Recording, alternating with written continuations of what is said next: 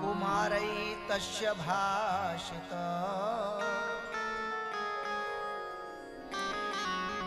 सप्ताह श्रवण की विधि, सप्ताह श्रीमद् भागवत जो सप्तम दिवस में पूर्ण होती है, जो हम और आप सुन रहे हैं,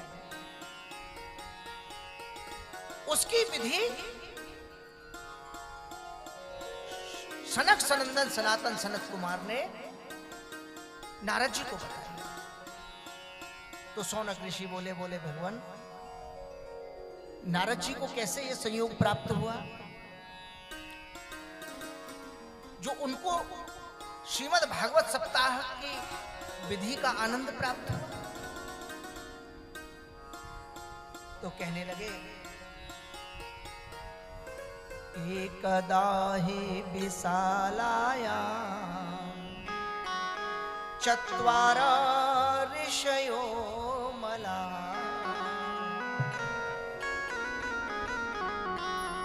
सत्संगार्थं समायाता दद्रसोस्तत्र नारद।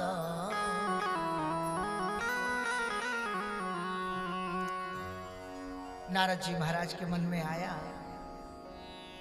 बहुत दिन हो गए श्रीमद् भागवत तत्व का आनंद नहीं आया, और श्रीमद् भागवत तत्व वैकुंठ में तो मिलेगा नहीं। वैकुंठ में गोविंद तो मिल जाते हैं, लेकिन गोविंद का वो तत्व, भागवत तत्व, वो तो पृथ्वी पे ही मिलेगा। चलो चलो पृथ्वी पर चलते हैं और श्रीमद् भागवत तत्व का आनंद प्राप्त करेंगे।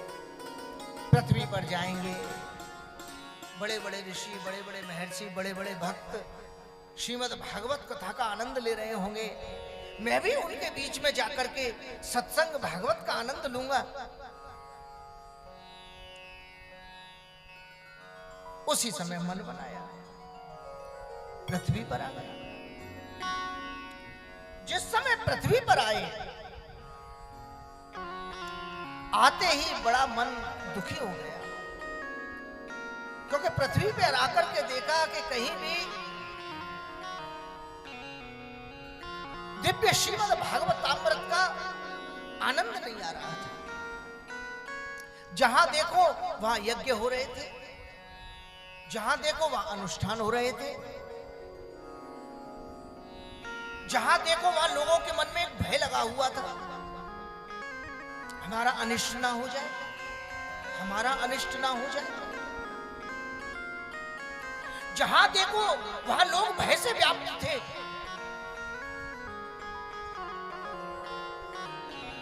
जहां देखो वहां लोगों के मन में एक डर था, नरक में जाने का, अनिष्ट होने का, दरिद्री होने का।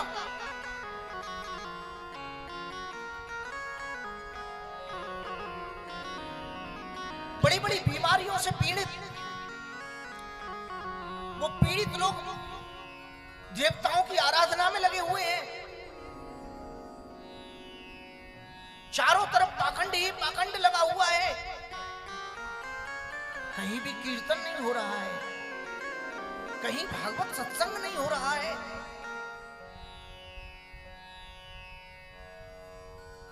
और यद ग्रहे तीर्थ रूपम ही तदा भागवतम लभेत। अरे वो स्थान तीर्थ हो जाता है, वो स्थल जहां पे भागवत विराजमान होती है,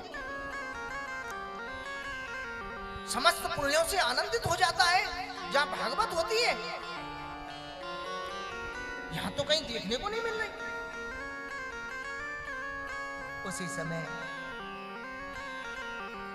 एकदा हि विशालायां चत्वार ऋषयो बला।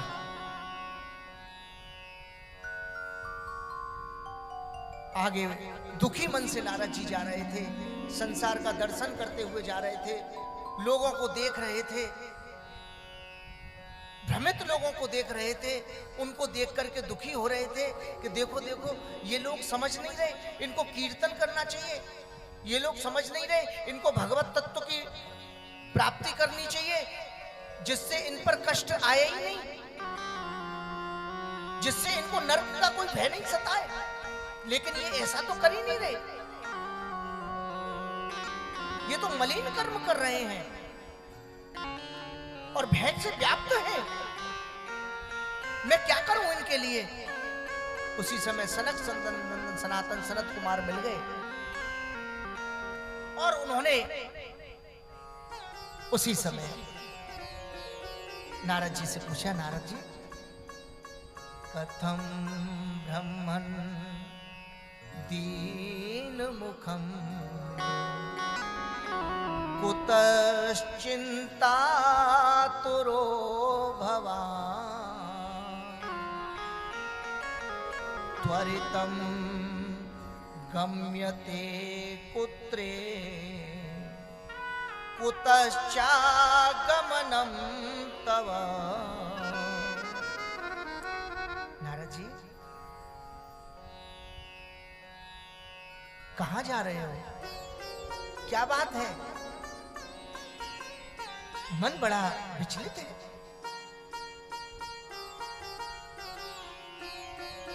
भगवान, मेरा मन बहुत विचलित है। क्यों? क्या हुआ?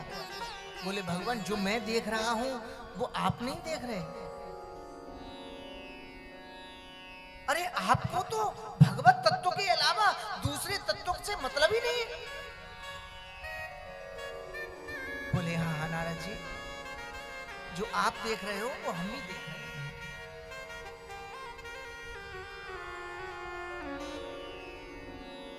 लेकिन नारद जी, ये तो कलिकाल है। अब इसमें युग से ही जीव की बुद्धि का आश्रय होगा। नारद जी बोले, नहीं नहीं भगवान,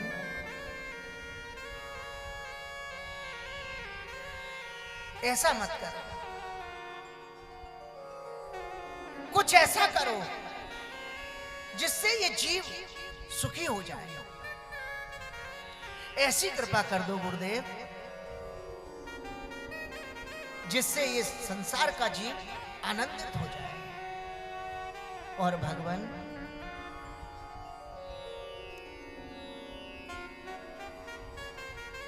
मेरा मन एक तरह से और खिन्न है। भगवान,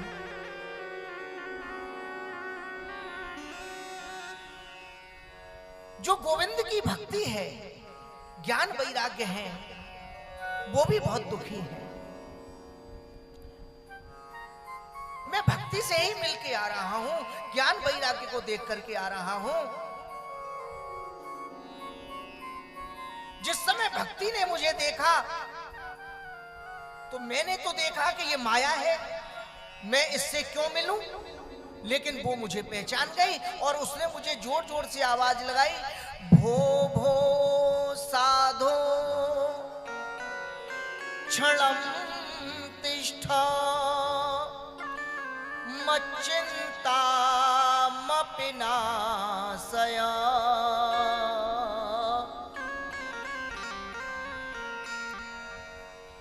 उस भक्ति ने मुझे आवाज लगाई और मुझसे बोली, अरे अरे साधु साधु, नारद जी रुकिए। जब उसने मुझे साधु कहा, नारद जी कहा, तो उसी समय मैंने देखा कि ये मुझे पहचानती है तो ये गोविंद की भक्त है, मुझे तो वही पहचानेगा जो भक्त होगा। तो मैं रुका, मैं उसके पास गया